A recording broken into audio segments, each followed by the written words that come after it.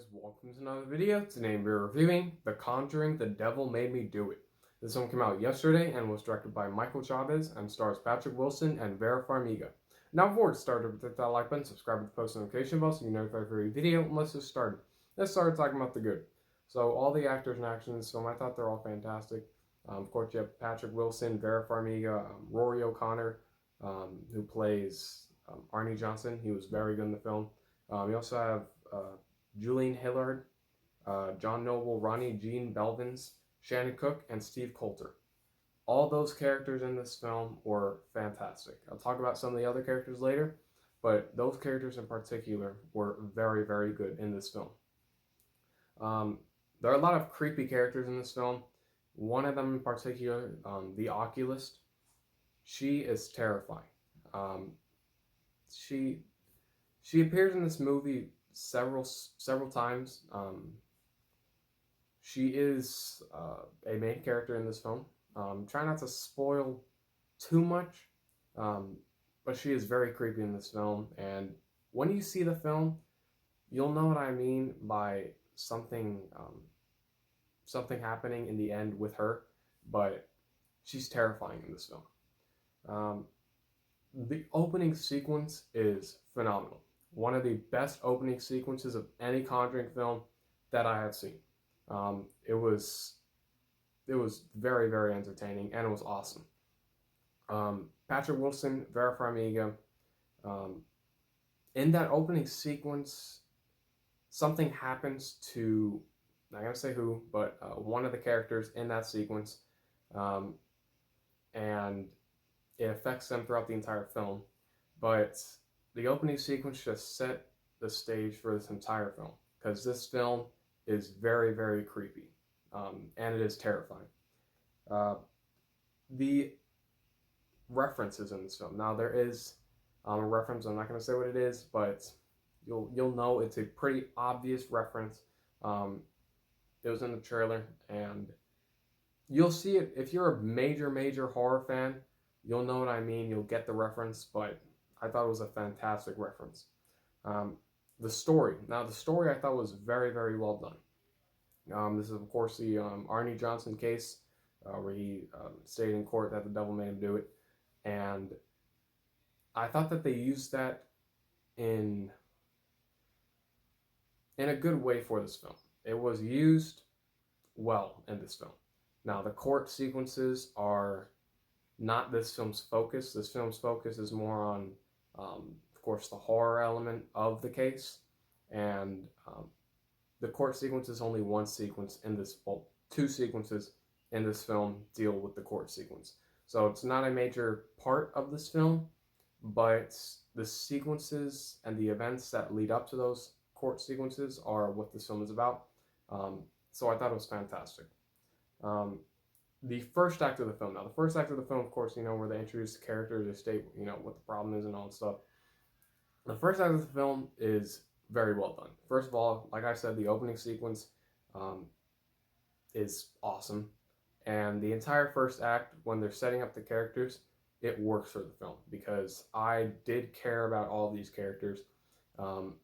And you actually don't know who's going to live, who's going to die. And Patrick Wilson and Vera Farmiga, something happens to one of those characters, like I stated earlier, and it is very, very tense. Every sequence that those two characters are in is tense because you're going to know what's going to happen to either of those characters in the film. The cinematography, which of course includes the shots, the camera angles, the lighting, fantastic. Michael Chavez, who of course directed The Curse of La Llorona, that film was horrible. Cinematography was decent. It didn't look that well done compared to the other Conjuring films, but this one is a major step up from that film. Just by the cinematography, the way it looks. The opening sequence has a fantastic shot. It is a shot that was in the trailer, but when you see it on the big screen, it's magnificent. That shot in the opening sequence is magnificent. And Michael Chavez does take a lot of inspiration from James Wan Of course, James Wan, of course, directed the first two Conjuring films, and you see that he takes inspiration from him because this film is a lot of James Wan. It feels like a James Wan film, especially how he crafts the jump scares. It's James Wan. This film is this film. It didn't feel like a Michael Chavez film, and the only film that I saw from him was, of course, of La Llorona. It definitely feels like the Conjuring films. Um, the jump scares are fantastic, just like James Wan.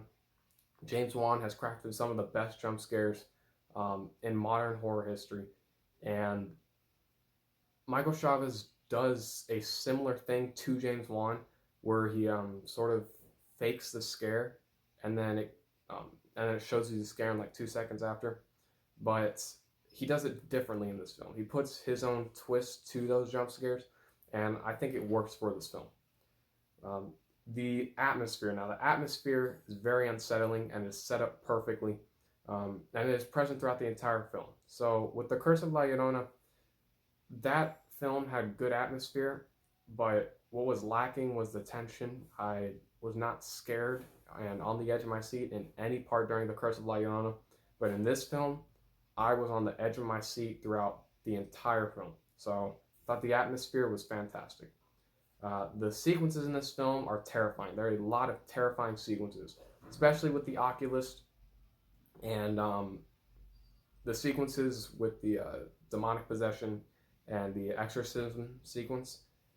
Terrifying.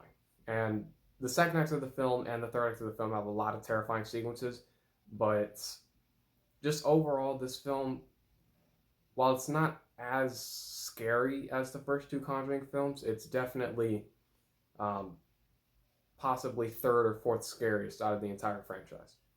Um, the imagery. Now, the imagery is very, very creepy, especially with the oculist and her sort of um, temple, I guess you could say. It's very creepy.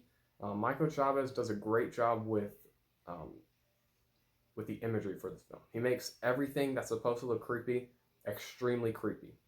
So I thought the imagery was fantastic. There's a twist in this film. I'm not going to spoil what it is, but it is in the second act of the film, and it was fantastic. I never saw it coming at all because that character was. He was a major character in this film, but not seen that much. And I did not expect that twist to involve that character and another character, but it worked for me. And the third act of the film. Now, the third act of the film is awesome. Patrick Wilson, Vera Farmiga, just they're awesome in this third act of the film. The oculist, everything in this third act of the film dealing with the demonic possession of Arnie Johnson, that hospital sequence. I'm not going to spoil what it is, but it's awesome. That's all the good that I have. Now let's move on to the bad. So there are one or two sequences in the first act of the film that do feel a bit slow.